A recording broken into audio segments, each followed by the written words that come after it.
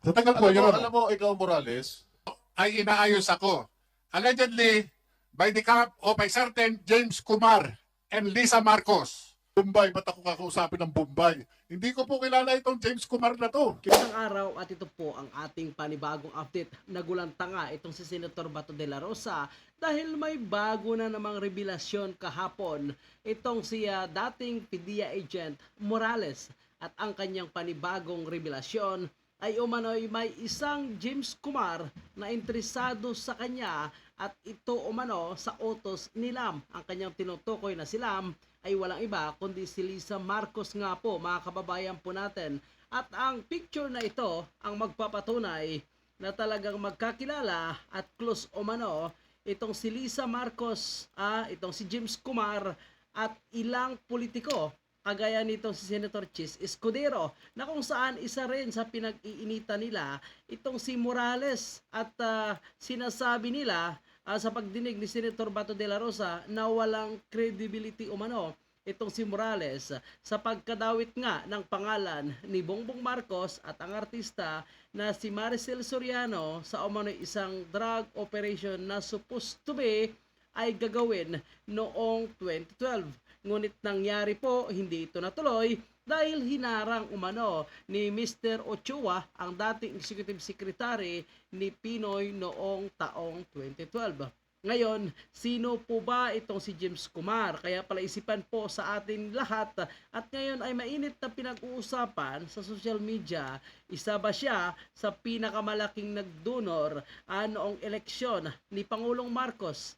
Ano ang kanyang koneksyon? Napag-alaman po natin, mga kababayan, na itong si James Kumar pala ay isang businessman, Indian businessman sa ating bansa na masyadong close po sa mga politiko at kahit si Senator Bato mismo ay kilalang kilala po itong si James Kumar. At itong si James Kumar ay nalaman din po natin, mga kababayan, na siya pala ang founder at president ng Filipino Indian Commerce and Welfare Society Incorporated. So ibig sabihin, malaki po ang koneksyon nito sa mga politiko. At bakit nga po siya pa ang nautusan na umano'y magpagurgur? Malalim ito na salita, mga kababayan po natin. Dito po kay Mr. Morales. So ibig sabihin, ay gumagawa ng katarantaduhan nga ba itong si Mr. Kumar para dito sa kay Bongbong Marcos? Yan po ay katanungan lang po natin, mga kababayan. At syempre, para malaman po natin ang buong kwento sa likod po ng pagkadawit nitong pangalan ni Mr. Kumar na una nang nabanggit ng isang vlogger na si Mahardika na umano'y itong si Mr. Kumar o si Mikos Mikos ay isa sa mga nautusan nitong si Lisa para ipagurgor itong si Mr. Jonathan Morales na nag-iisang buhay na testigo laban dito sa ating Pangulo na si Bongbong at itong artista na si Maricel na umano'y dawit sa paggamit ng illegal na pulburon. After noong 30 April, Your Honor, may nagpunta sa akin sa bahay. Ito po ay inaayos ako. Allegedly, by the camp of a certain James Kumar and Lisa Marcos through a common friend named Eric Santiago alias Picoy. Ang pagkakaalam ko po dito, taga-Napolcom po ito. At ang kapatid po nito, isang PDEA Drug Enforcement Officer. Nakuha po sa bahay ng CCTV yung kanyang kasi naka-video call po eh. At ako, ayon, di umano, itong si James Kumar, interesado sa akin at naging subject ng kanilang three-way conversation na ako wag nang magsalita. Ngayon, nagkaroon pa ng mga series of communication. Kahit ano ang hilingin ko, wag na akong tumuloy dito sa hearing na ito ngayong May 7. Kung hindi ka tumuloy, papahuli rin kita. Yes, Your Honor. Alam ko naman Papalisto po. kita kung hindi ka Nagbiro pa nga ako, Your Honor. Ang gusto ko, loto. Walang problema. Yan ang inaantay. Yan ang inaantay ni Lam. Your Honor, kuha po yan. Yung conversation na yan. Sandali, bagong revelation yan. So yan po ang sinasabi nga po ni Mr. Jonathan Morales at talagang direct yang pinangalanan na itong si Lisa Marcos umano at itong si Mr. Kumar ay interesadong kausapin siya at sinasabihan nga po siya na umano'y hindi na siya dapat sumipot sa pagdinig diyan sa Senado at inooperan nga umano siya. Yan po at hindi niya alam kung ano ang ino-offer sa kanya. Ngayon mga kababayan po natin, lalong lumalalim po ang investigasyon. At aminado nga po, kita po natin na itong si Senator Bato ay na-stress na dahil mas dumadami pa ang mga taong sangkot, mas lumalawak.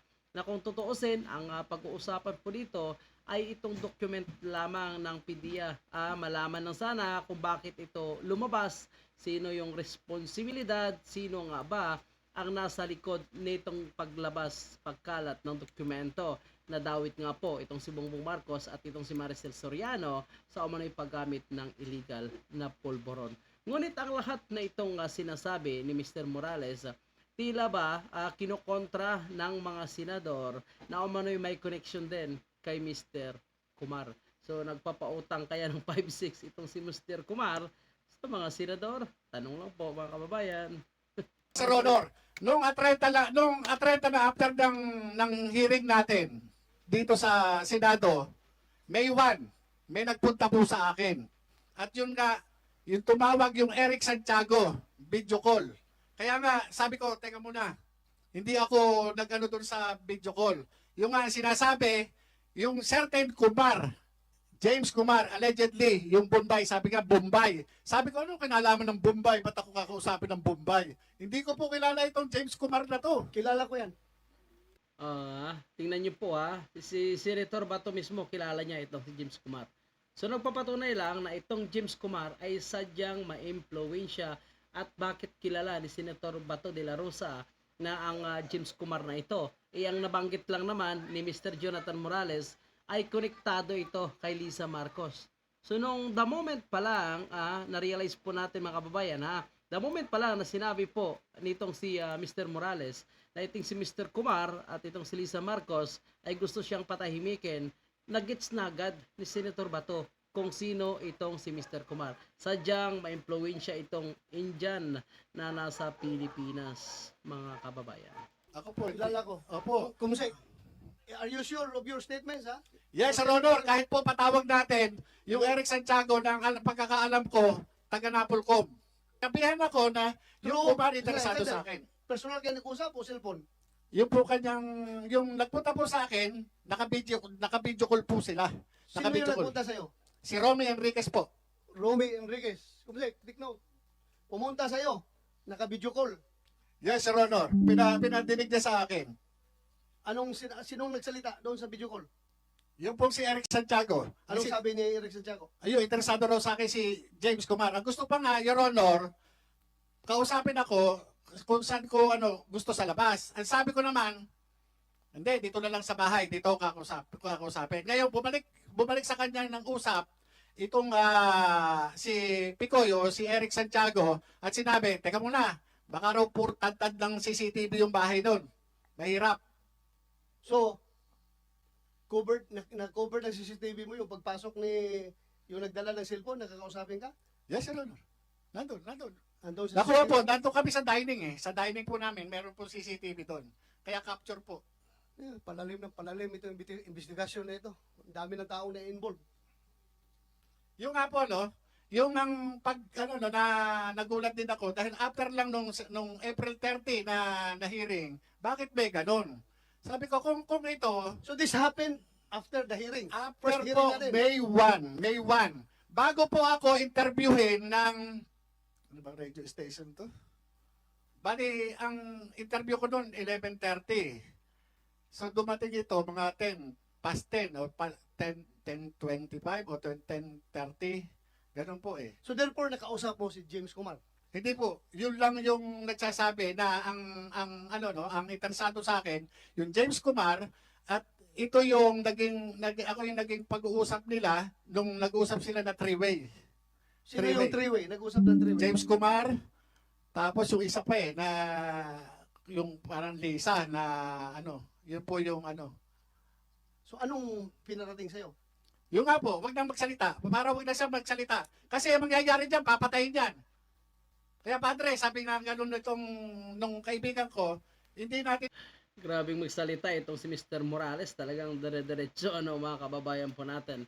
At itong banta sa kanyang buhay ay parang baliwala na lang sa kanya dahil kumbaga inapasubo na siya na mga kababayan po natin, talagang sinagad niya na po. Pinapangalanan niya na kung sinong mga personalidad na dapat pangalan. Yan, Lisa Marcos, James Kumar, Eric Santiago, mayroong Romy Enriquez pa na kanyang kakilala na umano'y nagkaroon nga po ng koneksyon. Kaya siya kinakausap. Ang tanong po natin, bakit? Bakit nga ba? At kung sinasabi nila na hindi totoo itong PDEA documents, hindi dapat pasinungalingan itong si Mr. Morales. Bakit pa nila gusto ito patahimikin? Kaya ngayon, mas lumalalim, mas nalalaman po natin na credible po talaga itong si Morales. Kahit paanong sabihin itong si Jinggoy Estrada na obviously ay alam naman po natin na may connection po dito sa tinutukoy ni Mr. Morales. Ayan, na si James Kumar. Naku po, Jinggoy Estrada, sir. Mukhang nahalata ka na dahil sa iyong ginagawang dyan sa Senado at ang iyong masyadong panggigipit dyan kay Mr. Morales. Mga kababayan po natin, ako po, Jinggoy Estrada, masabi. ng mga TV doon. Kaya capture po. Pinarating sa'yo? Yung nga po, wag nang magsalita. Para wag na siya magsalita. Kasi ang mangyayari dyan, papatayin dyan. Kaya padre, sabi nga ganun nitong nung kaibigan ko, hindi natin maano kung anong desisyon niya. Kasi yan, nagulat din. Nagulat. Nagulat siya doon sa nangyari. Lumabas yung ano niya, yung trabaho na yan eh. Yun yung ano, pero wala akong papapangako sa iyo. Hindi, sabi pa nga ganun, magiging director ka. Sabi pa na sa kanyang ganun. Magiging Director ng ano? Director siguro sa gobyerno, Your Honor. Sino magiging director? Ikaw? Yung kausap, yung nagpunta sa amin. Yung kausap Kasi sabi niya, Sino ikaw yun? Sino? naman, yung Romy Enriquez, Your Honor. Romy Enriquez. Ngayon, ikaw naman ang handler dyan eh. Hindi. Sabi niya, hindi ako handler niyan.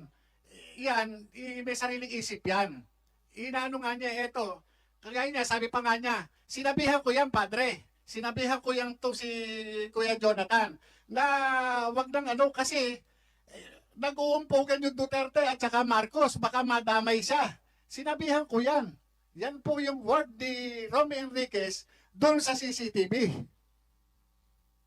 Sinabihan ko yan. Ngayon, yung si Picoy o si Eric Santiago, napaka-insisting na. Na hindi, sabi niya, ano natin na kaya, tulungan natin yan. Tulungan natin yan. Kasi wala, papatayin yan. Tingnan nyo, Your Honor, yung posisyon Sinong ko. papatayin? Ako daw. Ang nagsabi si... Yung Picoy, yung Eric Santiago, Your Honor, yung, ang alam ko, taga Napolcom yun eh. Pangalan ni Presidente, pangalan ni Marcel Soriano, at iba't iba pang personal. Your Honor, ito yung confidential informant na nakunan ko ng statement. At ito, Who is this confidential informant? hindi ko po maalala, Your Honor. Sa tagal ko, Your Honor. Alam mo, ikaw Morales, nagbabanggit ka ng pangalan ng mga personalidad, ultimo pangalan ng presidente, ultimo pangalan ng mga iba't ibang sikat na artista na wala ka namang ebidensya. Your So dito po natin nakahalata itong Senator Jinggoy Estrada.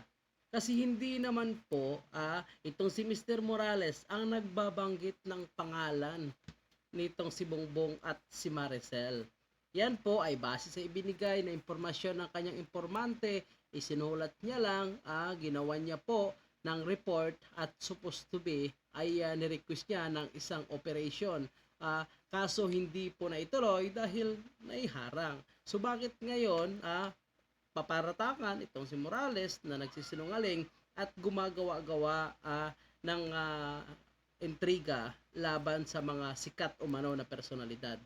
Naku po, mukhang nahalata na gusto talagang patahimikin din at gustong sindakin nitong si Jinggoy Estrada itong si Morales. Bakit hindi na lang tanungin ng maayos, alamin ang katotohanan para malaman po natin? Huwag mo idaan sa ganyang paraan na takot-takutin mo, sindak-sindakin mo dahil ba ordinaryong tao lang tapos ang nadadawit dito ay mga big time at Yun nga.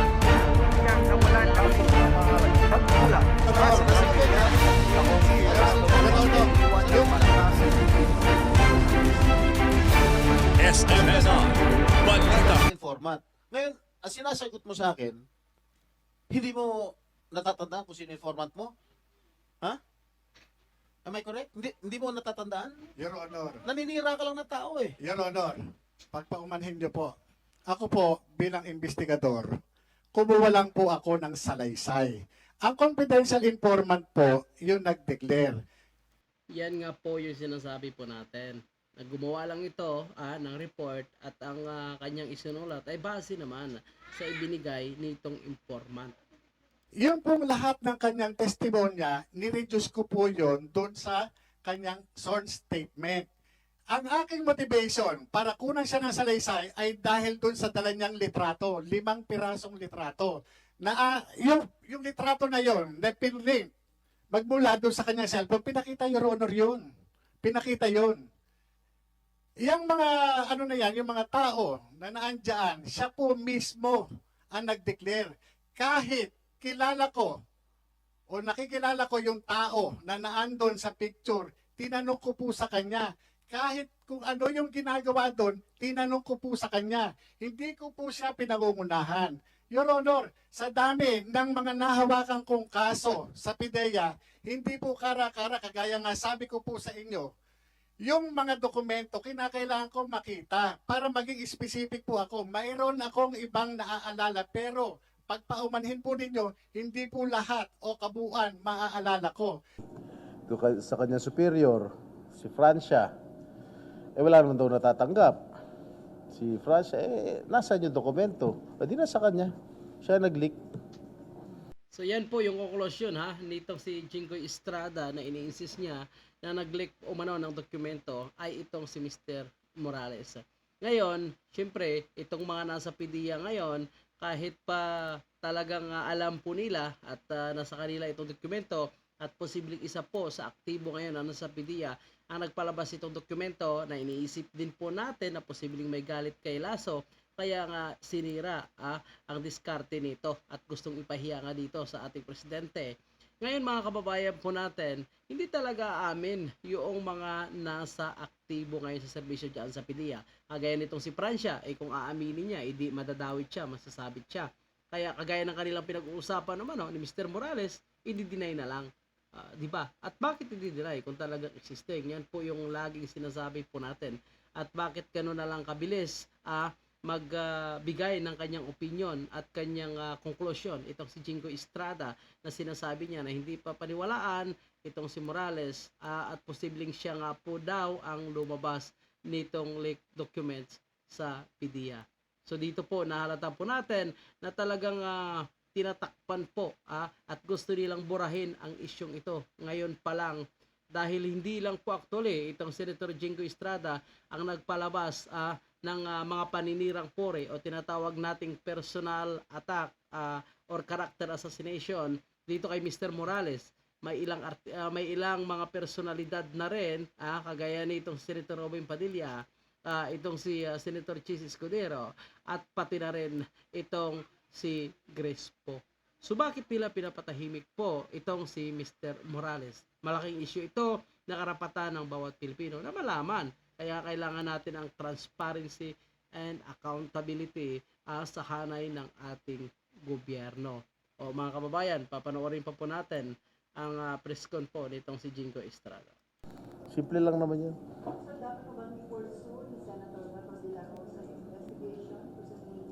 Well, it is the call of the chair of public order, Senator Bato, kung gusto niya i-pursue. Kasi ako, parang in-establish ko na yung na talagang sa akin palagay, it's my own opinion, na siya talaga yung nag-leak ng mga information. At yung nakalagay sa information, allegedly yung nakalagay sa information na yun, wala naman katotohanan dahil I even asked the PIDEA if the named personalities that were named by Morales were included in the drug list. Wala naman daw. Akin palagay dahil sinabi ko na sinungaling siya, hindi siya pwedeng pagkatiwalaan dahil wala naman talagang ano eh. Wala siya ebidensya. Okay? Nilagay niya, ewan ko kung sino naglagay pangalan ni Presidente, pangalan ni Marcel Soriano, kung sino man yung mga ibang mga kilalang personalidad sa show business or sa politics. So actually mga kababayan po natin, hindi naman sana malaking issue ito kung natuloy ang isang operation na ito.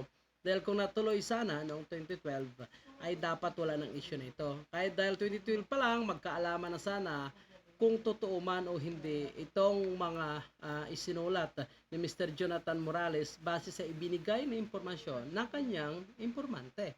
So ngayon, dahil lumabas na po yan, alamin ang katotohanan. Ngayon, ang connection po nitong si James Kumar at sa ilang sikat na mga politiko, na sikat na personalidad, ay pinagdududahan po natin. Hindi kaya posibleng ito ang rason kung bakit gusto nilang patahimikin ngayon itong si Mr. Morales. So napaghalata na po natin itong mga action po ni Mr. Senator Jinggoy Estrada laban dito kay Mr. Morales. At nagpatawag pa ito agad ng press con para i-justify lang ang kanyang pronouncement na sinungaling at hindi dapat paniwalaan itong PDEA agent na si Jonathan Morales. Mga kababayan, ano po ang inyong komento or saloobin patungkol sa isyong ito? Naniniwala ba kayo na hindi dapat paniwalaan itong nag-leak ng dokumento o itong dating PDEA agent na si Jonathan Morales? At ano nga ba ang rason kung bakit talaga gustong kausapin ni Mr. Kumar itong si Mr. Jonathan Morales? So yan po yung mga katanungan siguro na alamin po natin at sasagutin. Basta ang sinasabi lang talaga ni Mr. Jonathan ay